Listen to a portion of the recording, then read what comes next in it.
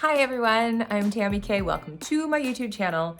Today we are going to do charcoal and wash. So we're going to draw out this vase composition with a charcoal pencil. Use a regular pencil or a pen, whatever you have. And then we're going to paint it in with a light wash and then maybe add some details with watercolor as well. Come on, let's go paint. So come on, come and paint with me. Okay, so now that I'm done being weird, let's go ahead and draw this out. So I have my charcoal pencil. If you don't own a charcoal pencil, they're pretty inexpensive. Just use a regular pencil though, it's all good.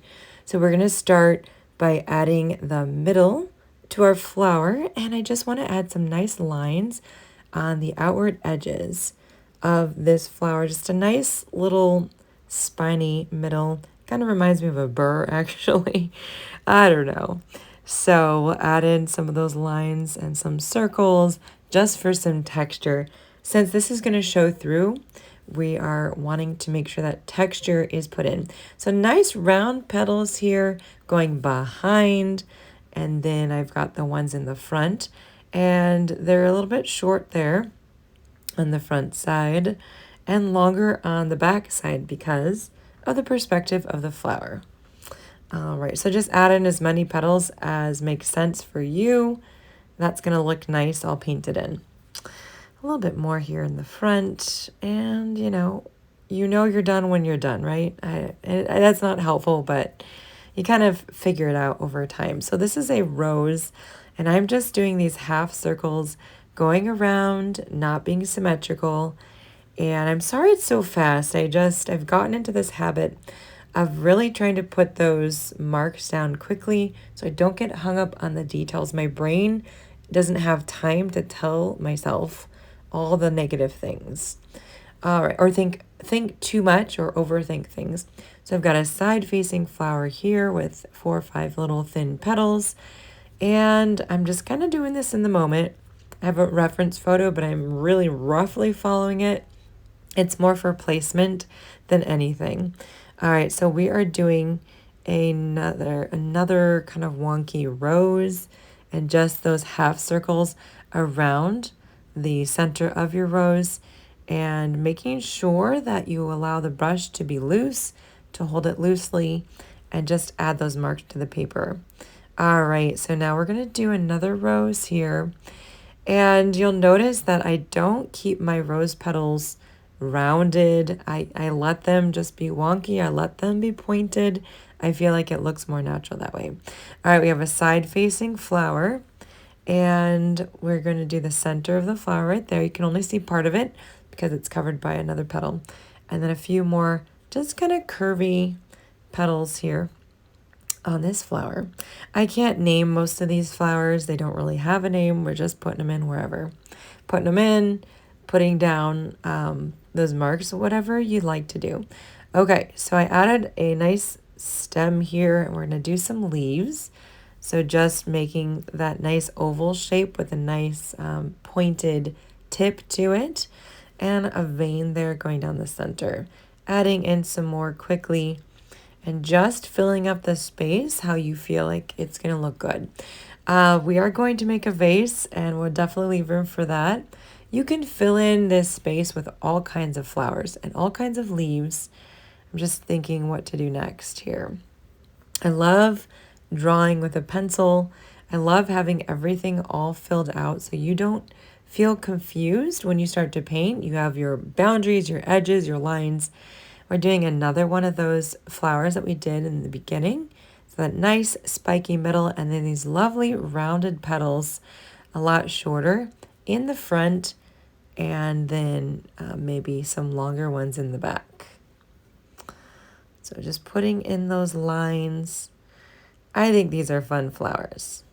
Like I said, I do have a reference photo, but I'm really not into copying just so that we can protect people's their property. And so I like to change it up and change things around from what I'm seeing.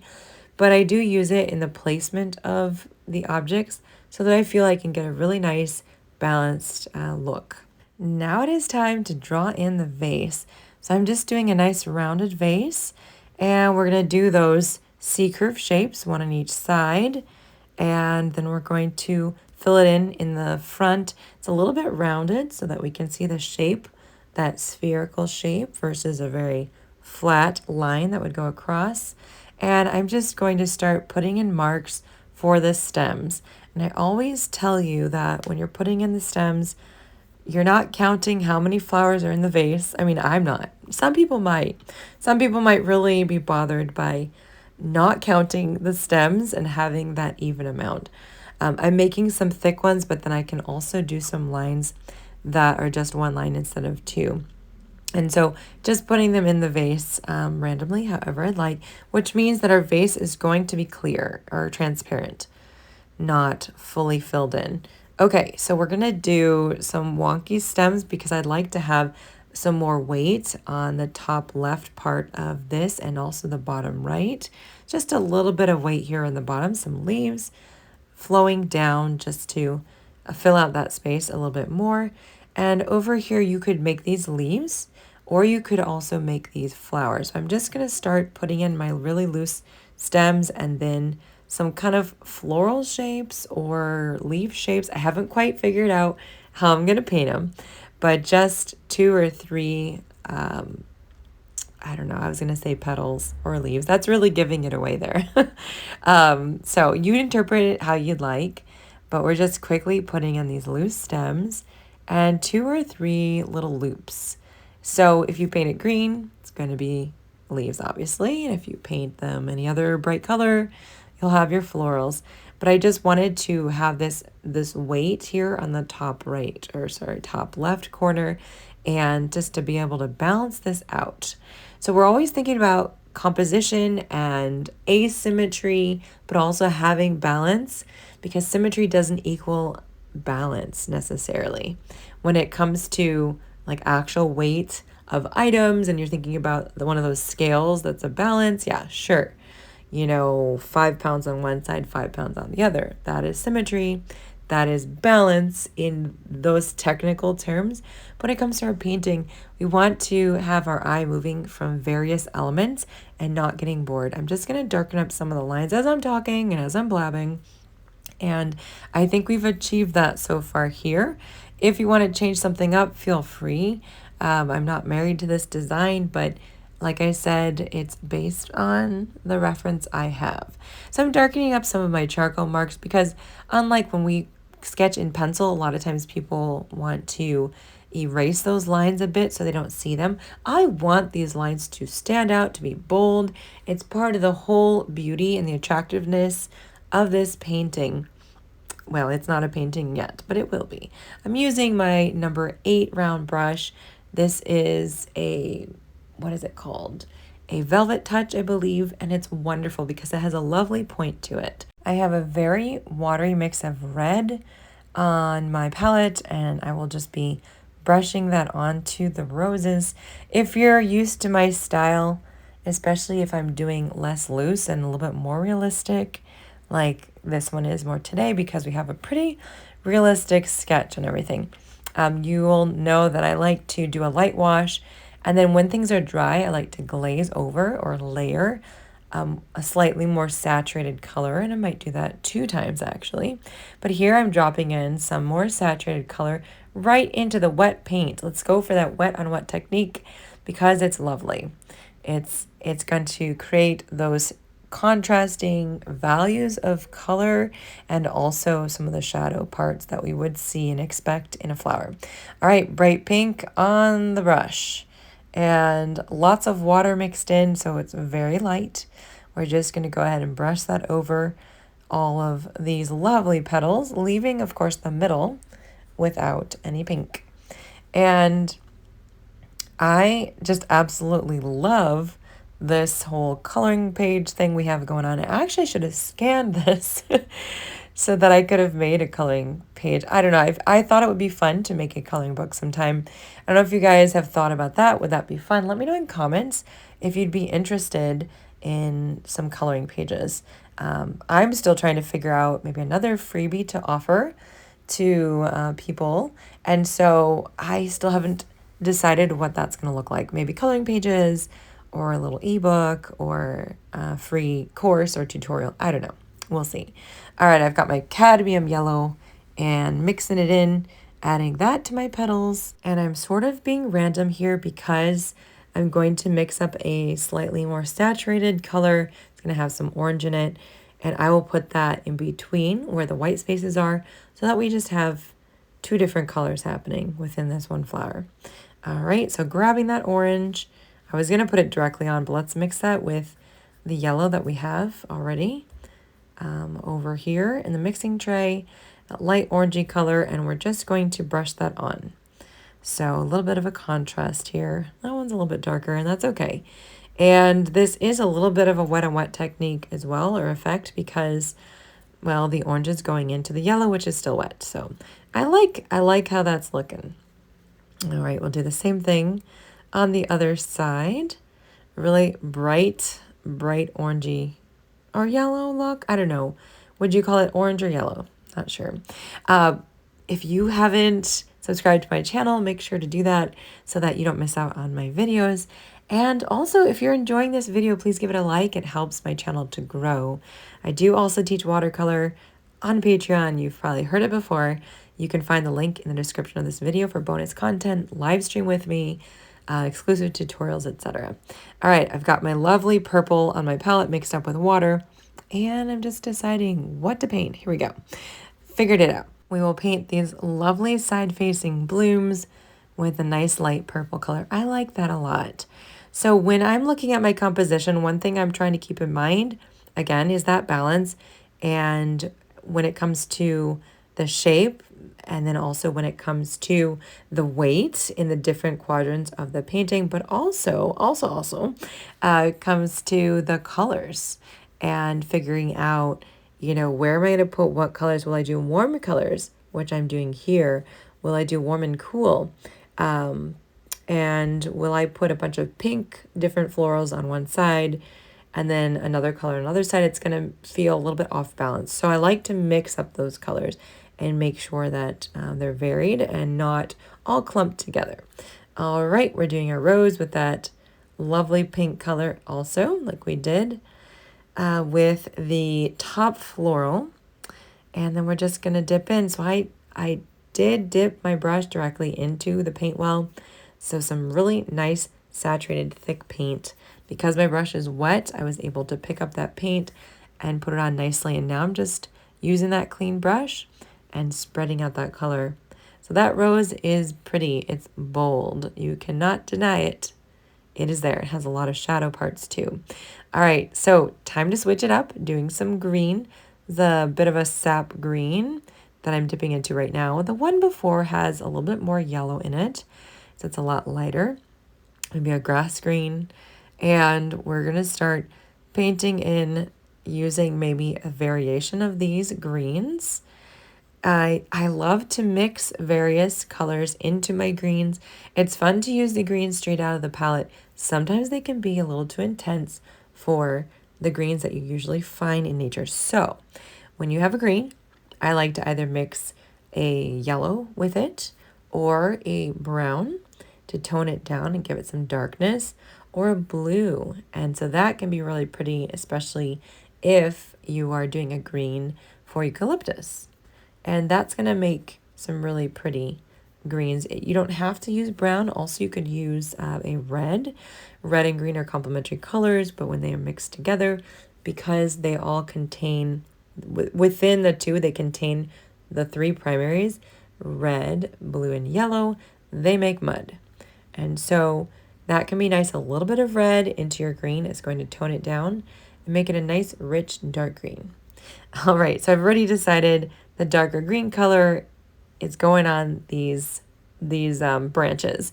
So if you want to make your flowers, go ahead. I just thought a little more greenery is going to look good. It's going to balance it out. We already have a bunch of brightly colored flowers, so let's add some more foliage, that filler foliage, and I think that's looking quite lovely. I'm liking that so far. So now we have to connect everything together, and I'm having fun using my number 8 round. Now this brush really does have a nice thin tip to it. Usually when I'm doing a situation like this with really thin stems, I'll grab my liner brush, but I've been able to make really nice thin marks with this brush, which I've probably had for about a month or so, and I'm really liking it. I've seen it on YouTube a lot. People are using it, and I thought I'd give it a shot because it looks great. And not every brush is created equal, and I have purchased my share. Also holding the brush very loosely as you're doing this. And so you figure out pretty quickly what your favorites are after you've tried a whole bunch, and sometimes it feels like a fail.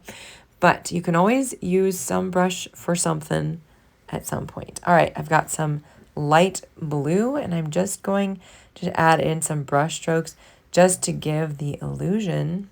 Oh, you know what? I forgot to do the bottom of the vase. Doesn't that look so much better? Oh my goodness. So now we have that bottom. We'll add in some blue. So we're just going to add in some marks, and this is a glass vase. This is where there's reflections from colors around at some point, somewhere.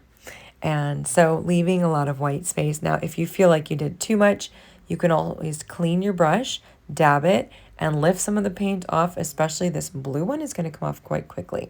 Now, I've got a different brush. I just switched to number 6 because I feel like that's going to be a good one for the centers. All right, so really concentrated green, and I'm just going to make some little lines for the center of our flower. Some little lines, leaving a bit of white space. And remember, with this side-facing flower, half of that middle is covered up by that petal, the top petal we can see. All right, so we're just doing a little blob in the center and then adding those nice brush strokes, those little marks in green all throughout the middle of the flower. This is really bringing my flowers to life. And of course, I don't know why, but I'm switching back to my number 8 round brush. Sometimes you try a brush and it works, and other times not so much.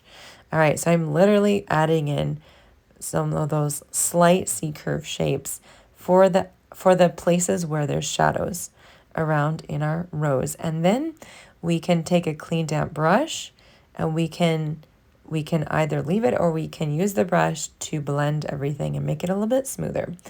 All right, let's do this other rose here. So really tiny marks in the center because it's tightly wound. Those petals are really joined together. And then we're adding some more marks out towards the ends of the flower and the middle. And I'm just going to let those chill right there. We're going for maybe a painterly look. I've really been into that lately, where you can see all the brush strokes. So we'll see how. We can always decide to change things later. All right, I've got my green here once again, and I'm just going to do that same thing. So a nice blob in the middle, and then just adding those little hair-like brush strokes all the way around. And once this is dry, you could try adding some layers. You could add some brown over the top or some yellow, and that can be really pretty too. I've got some white space that I've left there, and for now, I think I'm going to keep it that way. So, all right, I've got my purple, mixing that up on my palette, and I'm just going to go over the top of these flowers, just kind of sketching in some marks over the petals so that we can see some shadow sides and really bring 3-dimensional aspects to the florals. So don't overthink this. I'm really trying to work quickly, just like with this whole painting, to achieve the look I'm wanting.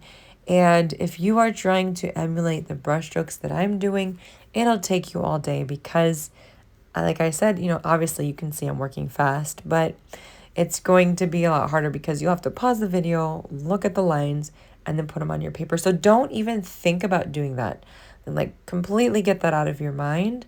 What I want you to focus on is just putting that more concentrated paint, that darker paint, over the top, leaving some of the original layer through so you're not completely covering every petal with this new, more concentrated color. Does that make sense? You're just adding some fun marks that give interest and a more 3-dimensional look. And with this one, more saturated green, same thing, just kind of sketching over the top, adding in some texture and some lines that'll be interesting. So I never want to skip this step. I like to do that first layer, but then go back over the top of the second or third layer. If you're really into that three-dimensional look, you'll have a light layer, a medium, and then a dark one. And that's going to really make your object pop off the page. But we're just doing two right now. We're not shooting for realism, although when you sketch and then you do the ink over the top, well, assuming that your sketch is pretty realistic, you're going to have a flower, an object that looks quite real. And you already have the boundaries and the edges there. It just makes everything more contained. But if you're trying to paint loose, it does make it more difficult. So whatever method and technique you choose definitely depends on your overall goal and what is the objective that you have. What is the style that you want to portray? So you can fill out the spaces, for example, the middle of the floral arrangement had a lot of white space. And so I just added some green blobs there. And you can continue to fill out that space with some more leaves if you want, if you feel like you need to balance that out a little bit more. Let's do the same thing we did with those small roses. We're going to just quickly make some brush strokes to emulate shadows. And I like to say C-curve shapes, half circles, leaving a lot of that original color. You notice that I didn't leave white space for these flowers because we just do them differently when we already have those boundaries and those lines. If we have that sketch, we can paint over everything. We don't need to leave the white space. The reason why we leave white space when we're just painting without the line barriers and boundaries is so that we can differentiate between one layer of petal and another layer. If we paint everything without that sketch or those lines around the petals and the flower, then we're just going to see a big blob of color. All right, a few more little brush strokes. You don't have to be super detailed. I'm just darkening up some of the ones I put down. And I'm curious, I always like to ask you, how are you feeling?